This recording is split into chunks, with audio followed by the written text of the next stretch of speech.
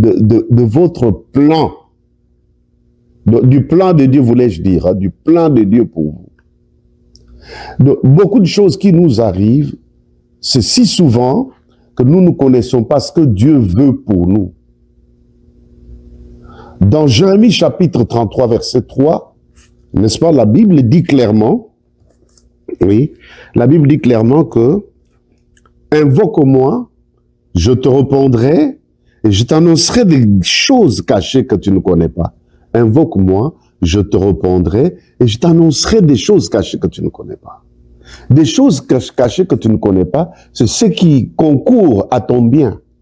Les choses cachées que tu ne connais pas, c'est ce qui est dans le plan de Dieu.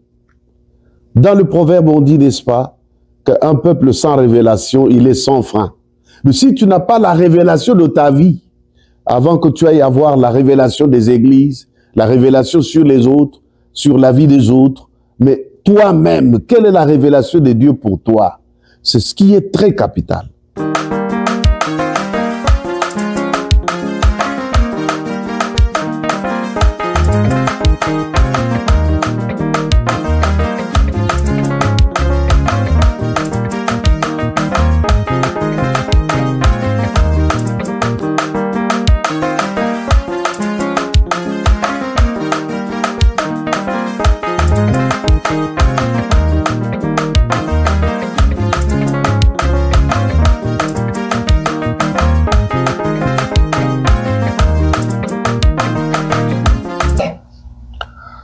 Bonjour, bonsoir, très chers compatriotes, très chers frères et sœurs, chers leaders et tous ceux-là, les abonnés de Mon Passé TV, les abonnés de la chaîne Valentin Kanina sur YouTube, les amis qui ont toujours l'habitude de partager nos messages, nos programmes, surtout pour ce qui concerne ce magazine qui réveille, magazine de réveil et d'éveil de conscience que j'ai appelé Avant-Goût, émission Avant-Goût. Vous êtes bénis. Aujourd'hui, je vais partager dans trop peu de minutes, mais quelque chose de très profond. Ah oui, de très profond alors, très profond.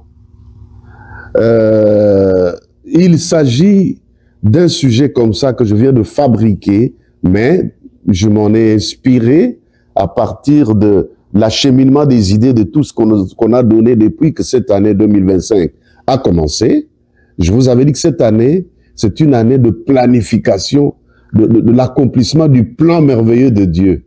Mais il faut savoir planifier les choses, il faut savoir organiser les choses, il faut savoir aussi sélectionner des personnes qui peuvent vous aider à accomplir ce que vous avez comme programme d'action annuel. C'est très important. Je vais parler un peu de votre plan, du plan de Dieu, voulais-je dire, hein, du plan de Dieu pour vous. Beaucoup de choses qui nous arrivent, c'est si souvent que nous ne connaissons pas ce que Dieu veut pour nous. Dans Jérémie chapitre 33, verset 3, n'est-ce pas, la Bible dit clairement, oui, la Bible dit clairement que « Invoque-moi, je te répondrai et je t'annoncerai des choses cachées que tu ne connais pas. Invoque-moi, je te répondrai et je t'annoncerai des choses cachées que tu ne connais pas. » Des choses cachées que tu ne connais pas, c'est ce qui concourt à ton bien. Les choses cachées que tu ne connais pas, c'est ce qui est dans le plan de Dieu. Dans le proverbe, on dit, n'est-ce pas, qu'un peuple sans révélation, il est sans frein. Mais si tu n'as pas la révélation de ta vie, avant que tu ailles avoir la révélation des églises, la révélation sur les autres, sur la vie des autres, mais toi-même, quelle est la révélation de Dieu pour toi? C'est ce qui est très capital. L'homme qui a ça dans sa tête ne tâtonne pas. Il ne s'agite pas. Il ne se compare pas aux autres. Parce que tu connais ce que Dieu a dit pour toi. S'il y a aujourd'hui l'esprit de compétition, l'esprit de quoi? De concurrence, l'esprit de comparaison, c'est tout simplement parce que la personne ne connaît pas ce à quoi elle est destinée. Il ne sait pas ce qu'il fait au juste. Il est là pour être là. C'est comme un figurant dans le monde. Un figurant, c'est quelqu'un qui est venu faire voir seulement son visage. Mais lui-même, il n'est pas là. Il n'a pas les deux pieds sur terre. Mais il est venu au monde comme ça. Aujourd'hui, il est chez telle personne, demain chez l'autre, demain il embrasse tout. C'est un généraliste, un gnosologue, comme on dit à Lingala. Celui qui connaît tout, qui fait tout, qui est dans tout, qui est partout. Non, il n'y a que Dieu qui connaît tout et qui est partout. Même dans la Bible, il est écrit clairement que nous connaissons en partie et nous prophétisons en partie. Frère, cherche à être focus, c'est-à-dire focalisé sur le plan de Dieu pour toi. Même dans Romains chapitre, je dirais, 8, Romains chapitre 8, si vous lisez, il est clair, l'apôtre Paul parle aux Romains lorsqu'il leur dit que car ceux qu'il avait connus d'avance, il les avait aussi prédestinés à être semblables à l'image de son Fils. Car ceux qu'il avait connus d'avance. Tu n'es pas dans ce monde pour être là. Tu n'es pas un figurant, mais tu es là parce que Dieu t'avait connu d'avance. Oui, quelqu'un, un psalmiste, David, je crois, il dit dans les psaumes que avant que je fusse formé dans les seins de ma mère, Dieu m'avait connu. Non, c'est Dieu qui parle même à Jérémie. Avant que tu sois formé dans les seins de ta mère. Mais le psalmiste aussi dit ça. Que même les jours de ma vie ont été inscrits sur le livre sur ton livre de vie avant qu'aucun d'eux n'existât. Avant qu'aucun d'eux n'existât. Tu n'es pas là pour être là. Tu n'es pas venu accompagner quelqu'un. Tu n'es pas aussi un figurant dans ce monde. Mais tu es là parce que Dieu a voulu que tu sois là. Mais à condition que tu comprennes ça. Que tu comprennes ce qu'est le plan de Dieu pour toi. Ah oui, mon frère. Mais il y a une chose qui m'écoeure beaucoup, qui me tourmente moi aujourd'hui, qui me pousse même à évoquer ce sujet très, très, très profond, très capital. C'est le fait que beaucoup de gens attribuent beaucoup de choses au diable, attribuent beaucoup du pouvoir au diable, aux démons, aux esprits méchants, aux sorciers. Lorsqu'ils disent qu'il a dérangé le plan de ma vie. Qui peut déranger le plan de Dieu pour toi? On te combattra, mais on ne te vaincra jamais. Ils te feront la guerre, mais ils ne te vaincront jamais. Pour la guerre, on peut te livrer la guerre. Mais pour la victoire, ça ne reviendra jamais à ton adversaire ou à ton ennemi. Ça ne reviendra jamais dans l'autre camp, la victoire. La victoire est nôtre. Ah oui. Le Seigneur dit ceci dans Jérémie chapitre 29, 11. 29, 11. Je connais le projet que je formais pour vous. Projet de paix et non de malheur, afin de vous donner un avenir et de l'espérance. Je connais. Donc quand Dieu dit je connais, c'est qu'il te connaît. Avant que tu sois formé dans les seins de ta mère, quand ton père et ta mère ne s'étaient pas encore mariés, ne s'étaient pas rencontrés là, Dieu te connaissait. C'est que tu étais esprit avant de naître dans un corps. Mais pour que tu viennes t'incarner dans un corps, n'est-ce pas? Dieu te connaissait. Et c'est Dieu qui t'a fait. Ah, gloire au Seigneur. Pourquoi t'es tourmenté? Oh, le diable me combat. Dieu ne veut pas. Oui, il peut ne pas vouloir. Il peut te combattre, mais la victoire n'appartient pas à toi. Voilà pourquoi moi je n'aime pas les prophètes qui prophétisent toujours sur la négativité. Et oh, j'ai vu qu'on t'a égorgé, j'ai vu qu'on t'a arrêté, j'ai vu qu'on t'a tué. Mais après, si c'est le diable qui a dit, si c'est le diable qui a planifié, mais qu'est-ce que Dieu aussi a planifié? Si un prophète vient chez toi, il ne te dit pas ce que Dieu t'a dit, il te dit seulement ce que le diable a dit. Il est prophète du diable ou prophète de Dieu. Tout ce qui est révélé est condamné. Dis-moi, tu m'as montré ce que le diable a prévu, mais montre aussi ce que la parole de Dieu a dit pour moi. Parce que la vraie prophétie, c'est la parole du Seigneur. Et tout est dans la parole. Ah, gloire à Dieu. Gloire à Dieu. Et parfois, Dieu nous cache son plan à un moment, dans d'autres étapes, pour que nous ne puissions pas nous effrayer, ni avoir honte ou bien avoir peur de quelque chose. Parce que si Dieu nous ouvre les yeux pour qu'on voie tout, nous allons fuir ce monde le même jour. Nous demanderons la mort le même jour. Et donc, personne retient ça, mon frère, ma soeur. Personne n'a le pouvoir de déranger le plan de Dieu pour toi. À moins que tu aies donné accès au diable. Par la colère, par le désordre, par la méconduite. tu peux donner accès au diable. Mais sinon, le diable n'a aucun pouvoir sur ta vie, même sur le plan de Dieu pour toi. Dans Proverbe chapitre 42, Proverbe 42, verset, c'est quel verset? Proverbe 42, verset 3. 2 à 3. Proverbe chapitre 42, verset 2 à 3. Il dit, quel est celui qui a la folie d'obscurcir les desseins de l'Éternel? Quel est celui qui a la folie d'obscurcir les desseins de l'Éternel? C'est par là que je vais conclure aujourd'hui. Quel est celui? Moutounino azana liboma. Pona lo banalinga la moi bien, excusez-moi. En lingala ma langue, la langue de chez moi, au Congo. Quel est celui qui a la folie d'obscurcir les desseins de l'Éternel? Et Dieu dit d'obscurcir mes desseins. Miangunanga, mon plan que j'ai élaboré pour toi. Alors, qui autre a la folie? C'est un fou, c'est lui qui peut se mettre dans le travail de venir déranger les desseins de Dieu pour toi. Obscurcir, ça veut dire rendre noir. Noircir. Non. Personne ne peut amener l'obscurantisme dans le plan de Dieu pour toi. Mets dans sa tête ça. Donc, le grand combat que nous avons, nous l'avions dit la fois passée, c'est le mental d'abord. Il faut protéger ton mental. Nous sommes arrivés au moment où tu dois avoir les nerfs solides, la haute morale. N'est-ce pas? Et être focus sur une vision. Par la foi, tu crois, tu es déterminé que tu iras jusqu'à la fin. Personne n'a la folie de venir dans ta vie pour obscurcir le dessein de l'Éternel. Le dessein de Dieu reste le dessein de Dieu. Le plan de Dieu. Ce que Dieu avait organisé pour ta vie, c'est ce qui va s'accomplir. Nous ne sommes pas ce que les hommes disent que nous sommes. Nous ne sommes pas ce que les hommes veulent, mais nous sommes ce que Dieu dit que nous sommes. Nous sommes ce que Dieu veut que nous soyons. Alléluia. Je vais conclure en disant, ma chère, mon frère, personne n'a le pouvoir ni la folie d'obscurcir les desseins de Dieu sur ta vie. Quand tu marches, aie la tête haute, aie la haute morale, tête haute, haute morale et nerfs solides.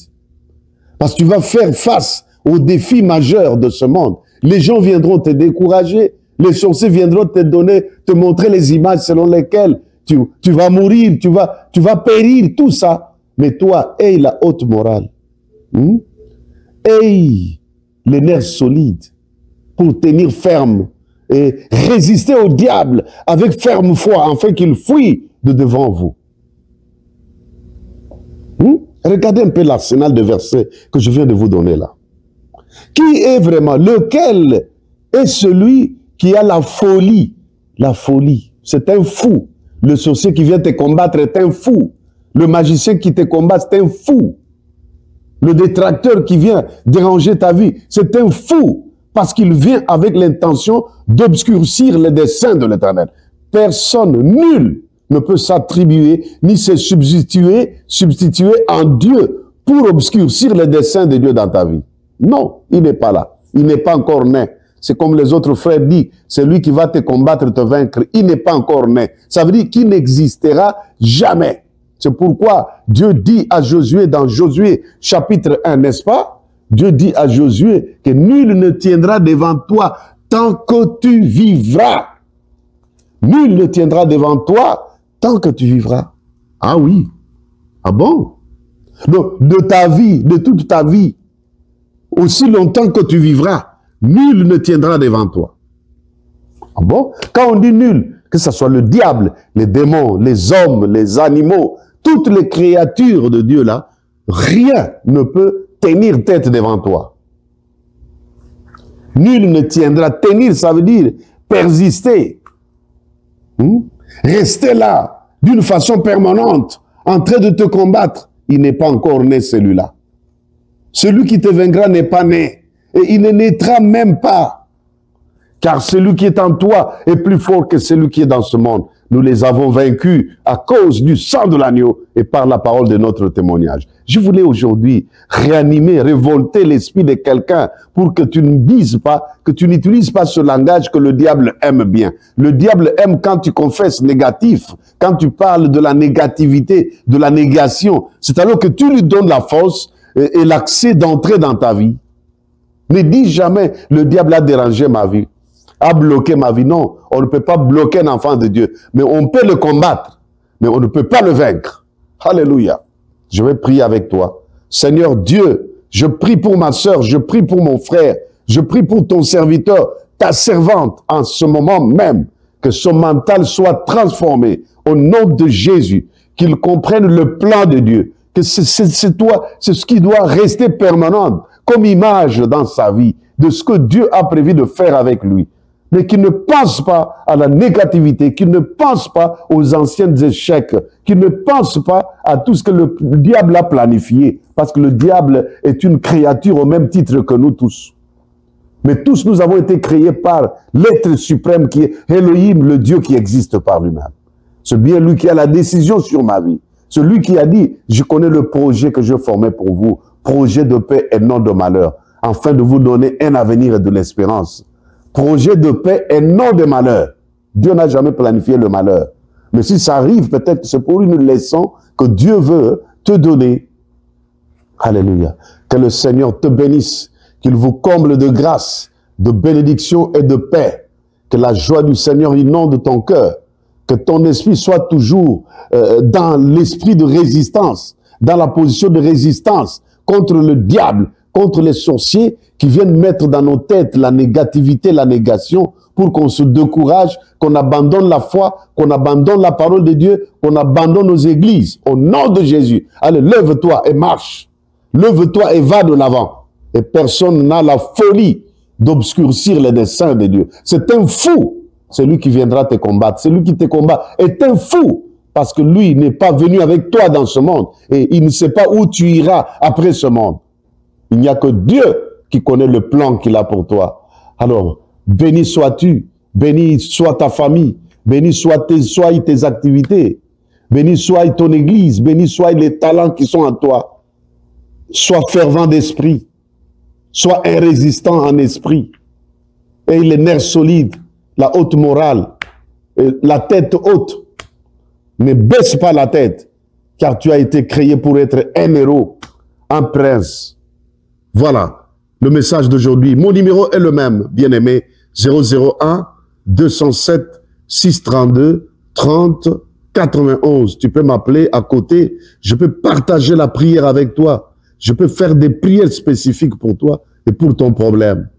Merci à Maman Edo pour ce service de réalisation de cette vidéo et pour le partage. Que Dieu bénisse tous ceux-là qui nous ont suivis et qui continueront à nous suivre. Pour les obsèques de mon fils, je serai à Kinshasa vers la fin de ce mois d'avril, mais les obsèques, c'est le 9. Le 9, il y aura une veillée mortuaire dans une salle polyvalente, 6 avenue Banalia numéro 45A, croisement avec Gambela, à Kasavubu, commune de Kasavubu, dans la ville de Kinshasa, en République démocratique du Congo. C'est là où nous aurons la veillée mortuaire. Et le 10 maintenant, le 10 mai toujours, nous serons à l'hôpital du cinquantenaire. Et là, ça sera la levée du corps, le culte, comme ça se fait souvent, et les derniers hommages qu'on va rendre à notre fils qui se repose en paix, qui s'appelait Promesse Kanina, mon fils aîné, mon fils unique. Gloire à Dieu qui avait donné et gloire à Dieu qui l'a retiré de cette vie. Et pour ceux qui nous attendent, nous viendrons bien sûr. Soutenez-nous dans la prière et à tous égards pour que ces obsèques se passent très bien à Kinshasa, en République démocratique du Congo. Que Dieu bénisse aussi tous ceux-là et qu'il console tous ceux qui sont éprouvés au même titre que nous. Et nous partageons leur douleur, mais sincères condoléances. Que Dieu vous bénisse, mais personne ne peut embrouiller ni brouiller le plan de Dieu pour vous. Parce que c'est déjà établi et ça s'accomplira. La Bible dit même si ça tarde, attends, il faut attendre. Il ne faut pas se décourager. Si ça tarde, il ne faut pas te déplacer. Reste là, dans le poste. ça s'accomplira. Et certainement, ça s'accomplira. Que Dieu soit loué et soit élevé. Merci beaucoup. Bye, bye, bye, bye, bye, bye, bye, bye.